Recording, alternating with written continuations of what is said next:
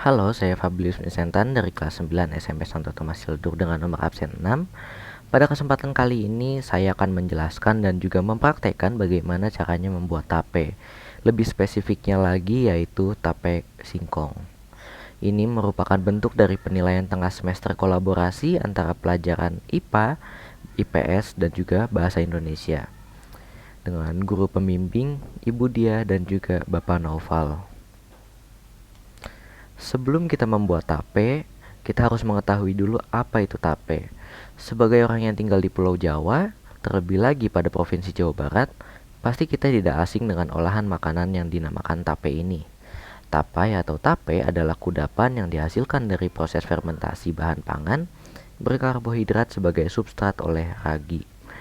Di sekitar kita, biasanya tape dibuat dengan substrat beras ketan atau juga singkong. Tape hasil fermentasi dengan ragi yang didominasi S. cerevisiae umumnya berbentuk semi cair, lunak, berasa manis, keasaman, mengandung alkohol, dan memiliki tekstur lengket. Biasanya, kita dapat menjumpai tape di toko-toko oleh-oleh kawasan-kawasan wisata yang berada di dataran tinggi, contohnya saja di Puncak, Lembang, Kuningan juga termasuk, bahkan tempat-tempat wisata lainnya. Produksi tape dapat dibilang menjadi salah satu sektor ekonomi kreatif bagi para penduduk-penduduk yang bertempat tinggal di tempat wisata yang bertempat di dataran tinggi. Dalam proses pengerjaan kali ini, saya menggunakan singkong sebagai substrat. Pembuatan tape sendiri dapat dibilang cukup mudah. Dengan bahan yang mudah ditemui dan juga alat-alat yang sederhana, kita dapat membuat tape sendiri dengan mudah di rumah.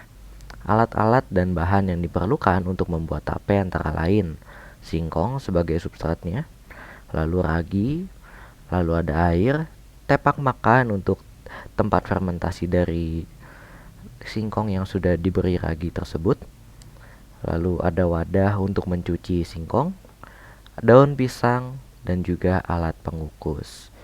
Berikut adalah bagaimana cara membuat tape singkong. Proses pembuatan tape dimulai dengan mengupas singkong terlebih dahulu.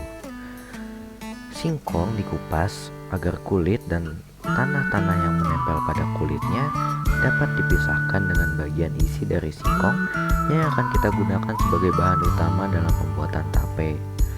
Karena kulitnya yang sedikit keras dan sulit bila hanya mengupas menggunakan tangan, maka pisau digunakan dalam proses kali ini.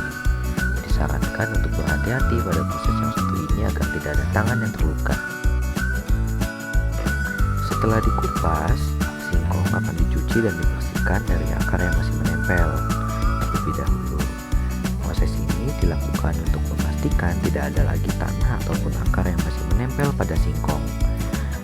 Dan akan lebih baik juga jika singkong dicuci pada air yang mengalir supaya kotoran tidak mengendap pada satu tempat yang sama dengan singkong.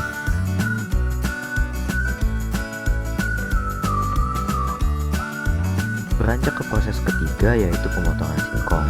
Singkong yang sudah dicuci bersih kemudian dipotong sesuai selera dan besar tempat mengukus yang akan kita gunakan nantinya. Kita dapat memotong dengan ukuran kecil, sedang, besar, bahkan bisa juga tidak dipotong sama sekali. Namun pada pembuatan kali ini saya akan memotong dengan ukuran sedang. Kemudian singkong yang sudah dibersihkan dan dipotong-potong tersebut dikukus selama kisaran waktu 30 menit dengan api besar. Pastikan singkong tertata dengan rapi dan tidak saling menumpuk agar panas dan juga tingkat kematangan yang didapatkan oleh setiap singkongnya terbagi rata.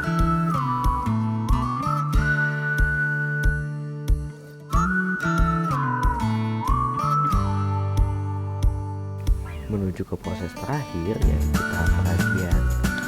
Ragi sebanyak 10 gram yang sudah dipecahkan hingga halus dan tidak menggumpal lagi, maka singkong yang sudah dikukus tersebut siap untuk dilumuri dan ditaburi dengan ragi. Agar setiap singkong dibalut dengan rata oleh ragi, maka singkong akan satu persatu dimasukkan ke dalam piring berisi ragi. Disarankan untuk menggunakan sarung tangan agar tidak ada keringat dan debu dari tangan yang menempel pada singkong tersebut. Lalu setelah singkong dimasukkan ke dalam wadah yang tertutup dan kedap udara, Letakkan wadah tersebut di mana saja selain di dalam kulkas.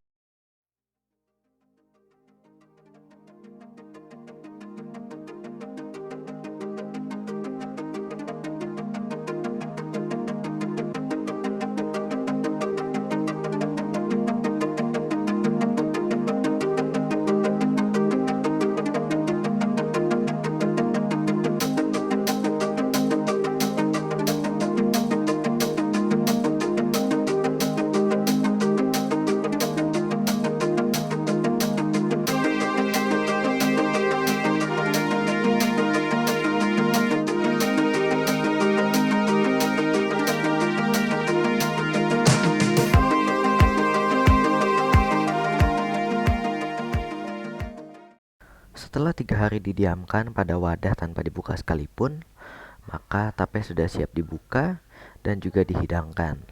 Setelah difermentasikan selama 3 hari, perubahan yang terlihat diantaranya adalah warnanya yang berubah menjadi lebih pucat. Seperti tape pada umumnya, bau yang dihasilkan sangat menyengat.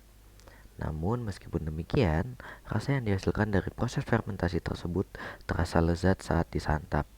Sekian presentasi saya pada kesempatan kali ini. Terima kasih.